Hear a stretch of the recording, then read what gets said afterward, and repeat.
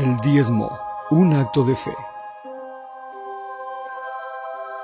El diezmo es un acto de fe desde su mismo comienzo con Abraham y Jacob. Génesis 14, 18 al 20. Y le dio a Abraham los diezmos de todo. Génesis 28, 20 al 22. Y de todo lo que me dieres, el diezmo apartaré para ti. El diezmo es la separación de la 10ª parte de las bendiciones recibidas de Dios que se ofrecen para Dios y su obra como expresión de gratitud y obediencia a Dios. El diezmo es un acto de fe voluntario, no obligatorio. El diezmo, según lo establecido en las Escrituras y lo dicho por el Señor Jesucristo, jamás fue abolido. Jesús lo ratificó. Lucas 11:42. Mas ay de vosotros, fariseos, que diezmáis la menta y la ruda y toda hortaliza, y pasáis por alto la justicia y el amor de Dios. Esto os era necesario hacer sin dejar de hacer aquello. La frase "era necesario sin dejar de hacer aquello" ha sido mal interpretada por muchos que están en contra de la doctrina del diezmo. La frase "era necesario hacer sin dejar de hacer aquello" no está en un tiempo pasado. Las palabras "era" y "dejar" están en presente continuo, lo que significa que Jesús mismo nunca abolió el diezmo. El diezmo, aunque no es obligatorio, es un mandamiento dado por Dios para el sostenimiento de su obra y de sus obreros. 1 Corintios 9:14. Es un mandamiento tal como lo es el de la alabanza. Nada de lo que se hace para Dios se hace obligatoriamente, sino voluntariamente. Muchos dicen que el diezmo es de la ley, por lo tanto está abolido. ¿Pero es cierto eso? ¿Realmente estamos seguros de que el diezmo fue solamente en la ley o comenzó antes? Nos remitiremos a la epístola a los Hebreos en el Nuevo Testamento, la cual, según la mayoría de eruditos en las Escrituras, fue escrita por el apóstol de la gracia llamado Pablo, en Roma aproximadamente en el año 60 a 67 después de Cristo.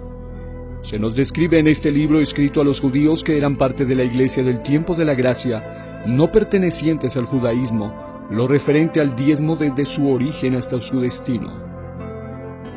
El diezmo en el tiempo de la promesa. Hebreos 7, 1 al 4.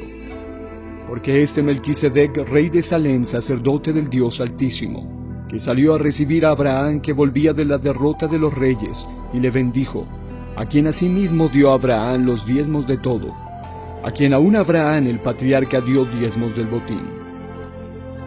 El diezmo, según estos pasajes bíblicos, comenzó en la dispensación de la promesa como un acto de fe con Abraham, lo cual anula la falsa concepción de que el diezmo es de la ley, y que por lo tanto no está vigente en este tiempo. Debemos recordar que la única forma de ley que fue cumplida en su totalidad por el poderoso y perfecto sacrificio de Cristo es la ley ceremonial y ritual, relacionada con los sacrificios por el pecado. Pero leyes morales y aún la misma ley del sostenimiento jamás fueron abrogadas. Jesús no vino para invalidar o abolir la ley. El diezmo en el tiempo de la ley. Hebreos 7, 5 al 7. Ciertamente los que de entre los hijos de Leví reciben el sacerdocio tienen mandamiento de tomar del pueblo los diezmos según la ley, es decir, de sus hermanos, aunque estos también hayan salido de los lomos de Abraham. Pero aquel cuya genealogía no es contada de entre ellos, tomó de Abraham los diezmos, y bendijo al que tenía las promesas. Y sin discusión alguna el menor es bendecido por el mayor. Los diezmos en el tiempo de la ley los recibían los levitas para su sostenimiento y se distribuía entre los levitas y sacerdotes que estaban a cargo del santuario y de las cosas sagradas. Este diezmo se dio antes de la cautividad, como después de la cautividad. El diezmo en el tiempo de la gracia. Hebreos 7, 8 al 9. Y aquí ciertamente reciben los diezmos hombres mortales, pero allí uno de quien se da testimonio de que vive. El autor de Hebreos, inspirado por el Espíritu Santo, hace énfasis en la expresión "y aquí ciertamente reciben los diezmos hombres mortales", destacando a la vez dos aspectos importantes. Primero, en este tiempo de gracia, aún se reciben los diezmos. Casi en el año 70 después de Cristo se menciona el diezmo como algo vigente y en tiempo presente, no para judíos solamente, sino para la iglesia del Señor. Segundo, aunque reciben los diezmos seres humanos de carne y hueso, mortales, sin embargo hay uno que es eterno quien lo atestigua, Dios mismo. En los tres tiempos, promesa, ley, gracia, existe un principio en común, es que el menor es bendecido por el mayor, en un sentido no solo literal, sino también espiritual. Se diezma de abajo hacia arriba, del hombre hacia Dios. En otras palabras, el diezmo a la vez es vertical, puesto que el diezmo le pertenece a Dios, y a la vez es horizontal.